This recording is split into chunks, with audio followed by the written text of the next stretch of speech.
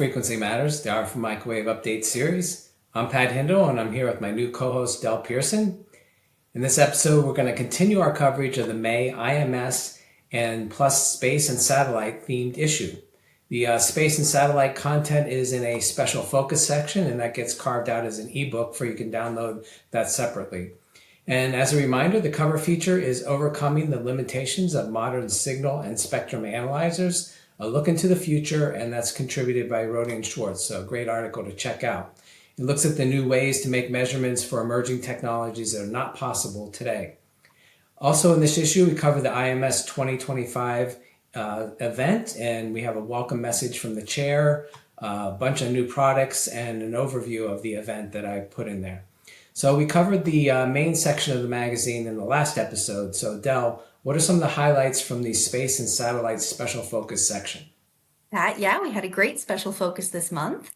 Our cover feature for the section is Key Considerations for Space-Grade RF Coaxial Interconnects from our friends over at Pasternak, and they provide some great detail on the risks found in space, as well as some tests to run and techniques to implement to mitigate those risks. We also have a great article from Neurospace, Space Situational Awareness Issues and Challenges, which addresses space congestion, collision avoidance, and removal measures. What did we have for product features? Yeah, we had 3 product features. Vulcan Wireless has unlocking K and Ka band satellite communications with embedded encryption. Infineon IR High Rel covered their radiation-tolerant MOSFETs for the new space market. And Slipstream Design had a fusion of SDR and SoC technologies that are revolutionizing RF systems. And what do we have for a tech brief? We had one tech brief in this special focus from Quantic Microwave Dynamics, introducing their new Whisper series of phase-lock dielectric resonator oscillators that operate across the X and Ku bands and are space qualified. And I heard you had a nice conversation today. Yeah, I had a special guest join me, Elliot Fine, product line manager for space and high reliability at Analog Devices, talked about the space market with me. So let's take a look at a clip from that now. So what do all these radio opportunities mean for the RF and microwave suppliers? Yeah, there are a few subtrends that are getting my attention at the very least. So phased array is central to this. The ability to process more data while maintaining a tight power budget, which of course is critical in space. You can't just go up and add more fuel. They rely on they need to maintain weight of the satellite and want to keep the battery packs and the solar panels as small as possible, especially as we move towards smaller satellites and more proliferation. We're also seeing emerging frequency bands, Ka, Ku, Q, and V, and then the increased data throughput means we need wider instantaneous bandwidth, and the breadth of frequency bands that we want to cover also means we need a wider bandwidth for our RF systems. So this all requires innovation of our RF signal chain, beamforming, and data converter components, and then the systems that will go into these satellites. So as a result, many suppliers, Analog Devices included, are moving towards more silicon-based RF solutions. It was great to cover space trends in the space market with Elliot from ADI. So turning to the news, Raytheon was awarded a $580 million follow-on production contract from the U.S. Navy for their next generation jammer midband system.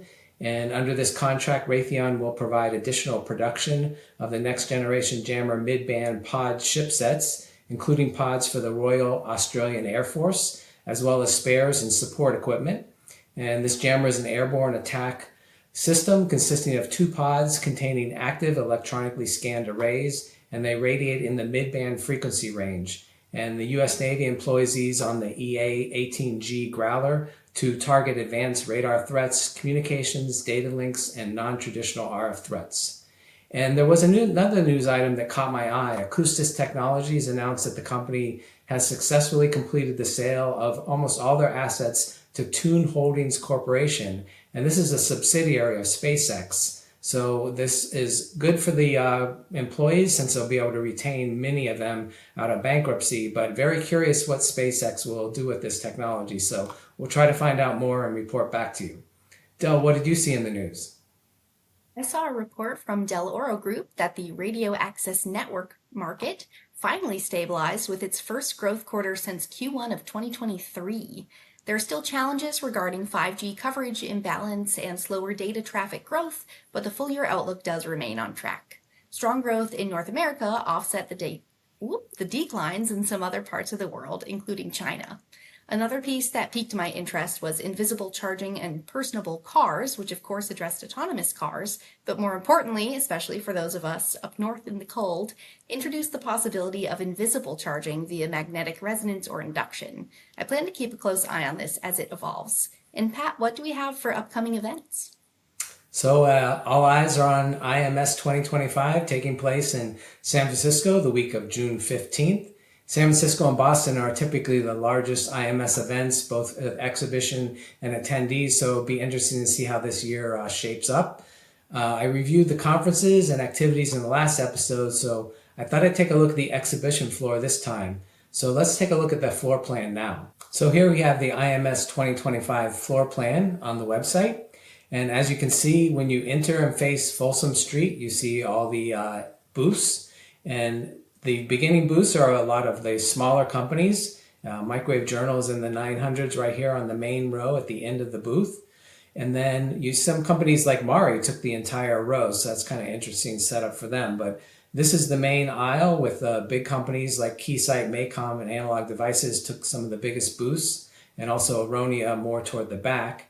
And you can see there's a lot of the major companies here, the system simulation companies like Cadence, Ansys, and Dassault are along here. The test companies, you have Anritsu, Rohde & Schwartz, and Keysight. And around Keysight, they always have their partners. So some of their major partners like Virginia Diodes and FormFactor are around them along with some others. Then you have some of the big component companies, Qorvo, some of the distributors like Richardson RFPD, and of course RFMW, our longtime sponsor. So you can see all these companies here, and they're organized pretty well. And then if you look the other way, away from Folsom Street, and I scroll down here, you can see they have the Societies Pavilion, the Startup Pavilion, the Hardtech Pavilion, and behind those are the Microapps Theater and the Interactive Forum. So look for those. There'll be a whole program going on in the Microapps area. And so with that, the floor plan has about 500 companies listed, and typically you'd have about 600 plus in Boston and San Francisco. So I'll have to see if they do fill that out in the end, but right now it's standing at about 500. Del, how about you for events? Yeah, before I introduce some other events, I wanted to add a few things to our IMS overview, focusing on some of the technical topics and, of course, the extracurriculars. IMS kicks off Monday night with a plenary session from Dr. Paul Raj, a double E professor at Stanford, and Jin Baines, the CEO of Mini Circuits. I'm sure it'll be an informative and energetic kickoff, and we'll bring that energy over to the welcome reception on Monday night at the Museum of Modern Art. Then on Tuesday, we have the Women in Microwaves keynote session, as well as the Young Professionals keynote session, which highlights some very impressive professionals in the industry. On Tuesday night, we have the Ham Radio, Women in Microwaves, and Young Professionals receptions, so you can find me cloning myself to make it to all of those. And finally, Wednesday, we'll have the industry reception, as well as the MTTS Awards banquet. So lots of things happening at IMS, and I can't wait. Moving away from IMS, we have a couple of online panels coming up. We have OTA Your Way, Modular Chambers in VNA/software, is May 30th with Millibox in Copper Mountain Technologies. And then on June 5th, we have the Satellite and Space online panel with Qorvo, Smiths Interconnect, and Nuvatronics. So sign up for those in our event section on the website. And I think that wraps up this episode. Our sponsors are RFMW and Analog Devices. RFMW is a technical distributor of RF and microwave products and now power management. When you start your next design, consider their multiple product lines. Analog Devices is a leader in the design, manufacture, and marketing of a broad portfolio of high-performance analog, mixed signal, and digital signal processing integrated circuits used in virtually all types of electronic equipment. And please remember, as a member of the industry, a subscription to Microwave Journal is free, so visit our site and subscribe today if you're not already a reader. Please give us a like and subscribe to our channels, and thank you for watching, and join us next time for Frequency Matters.